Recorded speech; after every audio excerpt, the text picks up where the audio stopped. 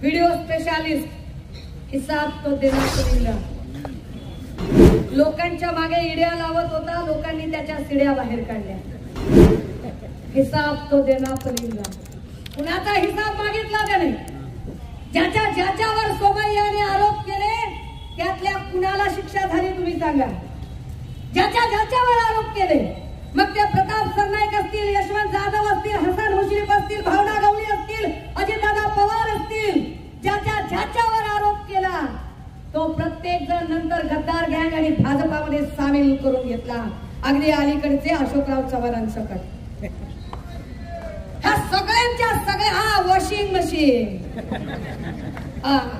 Kamala detergent powder, washing machine, या सगळ्यांना सामावून घेतलं। याचा अर्थ असा आहे की किरीट सोमय्या हा भ्रष्टाचार बाहेर काढणारा माणूस नाहीये। किरीट सोमय्या हा ब्लॅकमेल करणारा माणूस आहे। वेगवेगळ्या लोकांच्या कुंडल्या हाताशी घ्यायच्या, त्यांना ब्लॅकमेल करायचं आणि ब्लॅकमेल करून चुप बैठवणे तो कान काटूंगा, भाजप में आ जाओ नहीं तो ईडी लगाऊंगा, अशा पद्धतीचं राजकारण या लोकांनी सुरू केलं।